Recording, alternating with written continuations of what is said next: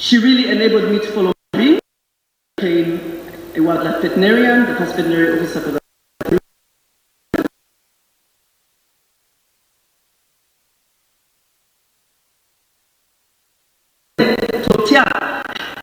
but my mom was like, okay, I'm going to just support her. But there's one area where she was like, no.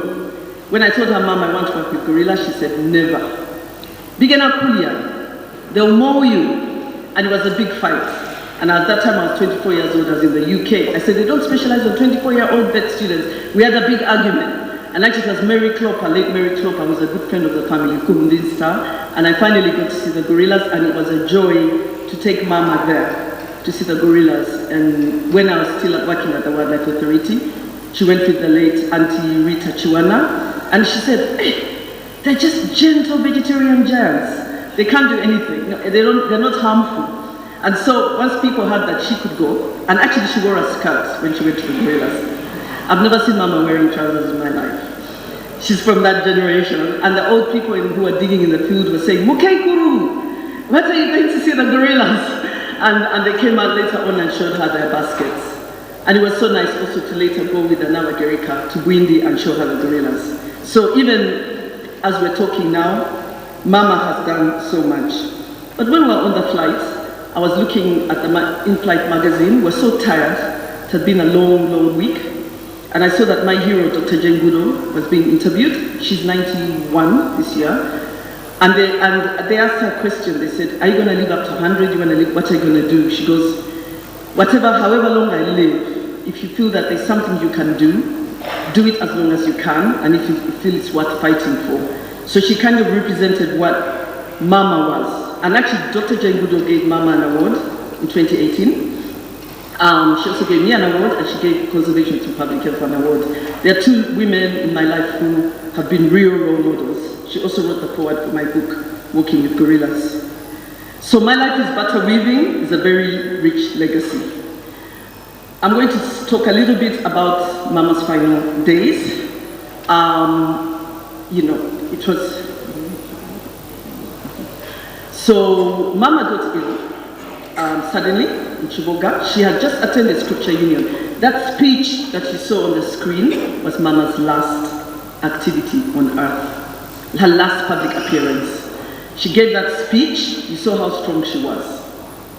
I actually asked the Reverend, how was Mama? She said, before she went, she was weak. He met her in Kampala, Reverend Musinguzi of Chiboga. But she said, but later, Mama made it to Chiboga. She insisted she wants to go to Scripture Union, 23rd conference, and she did. And she spoke so well, you saw her. She was so strong. But that evening, she got a pain, acute pain in her abdomen, and Harriet and the team took her to Chiboga Hospital, who then felt that they couldn't handle it, and they took Mama by ambulance to Zambia. When she got to Zambia, they did a scan, and they found that there was a small mass in her body, but they were not sure whether it was cancerous or not, just obstructing her intestines.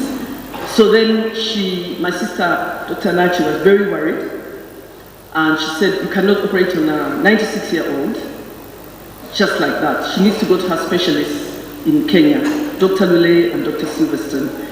So Mama made it to Kenya with Maureen, who's been a great, great source of support to the family. We really want to thank you, Maureen. And when Mama got to Kenya, she was happy to see us. We took her to the emergency. Her pressure and oxygen had dropped. They put her on fluids. Then the next day, she was transferred to ICU. And the biggest problem that came up is that her kidneys were not working. They had stopped working because she was so dehydrated. And the doctors in Zambia said they gave her fluids right up to the time she left. So we're wondering why she's so dehydrated, but maybe it was a very long journey. And so it was a battle. There's no way that you could continue, you could do surgery on somebody, even if you thought it was necessary, if they're dehydrated. So Mama continued to be dehydrated. And Dr. Shea, actually, from Chiboga, who you'll get to meet, he's from Israel, he lives at our home. He said that whatever you do, let's not do surgery on Mama. And so, but Mama just kept, the dialysis worked a bit, everything came up, but then it ended up being a very difficult journey. And in the end, her pressures just kept dropping, and she couldn't keep up the dialysis. So it was very sad that she slowly started to decline. But even as she was declining, Mama could talk. She tried to talk. And she tried to talk to me in ICU. And some of the things she said, actually one of the days she was quite mischievous, because they had told her that we're tying you up with strings, you know, like, so you don't pull out the tubes. Gently, we're tying you to the bed. So when Nachi and I came in, and Tendo, she said, Kakati, wali string right, wali, nyagalo jisumuli. And the doctors had warned us that we shouldn't do it. So I pretended, you know, and then she said, Racho nyaga jisumuli, nyaga kuba simu. So then we put her on the phone to William, and he calmed her down. And then she came back to me. Jango sumule, tomani Uganda, we string. Mama. Then she said, cut the string in perfect English. You failed. And I'm like, Mama, calm down. I know it's very irritable. But then the next day she said to me, Nalvoa, where are my shoes? And I'm like, you know, we had to take the shoes home. And then she said to me, and I'm wondering what task she was talking about. But those are the kind of conversations we were having, even as she was going through a lot of stress, with so many tubes on her and dialysis. But sadly, at 3 o'clock in the morning, 3:20, received a phone call to rush to hospital. This was in the early morning.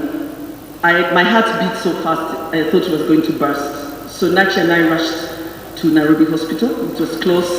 We get there, and sadly, the doctors told us that Mama had just gone. And that was a very difficult thing for us, because even if Mama was 96, we really depended on her. So it was so sad. It was just shock. You know, it was too much. We were weeping, and then we started to call everybody. But Mama has really led a life of legacy. We really, really want to appreciate God for what Mama has done.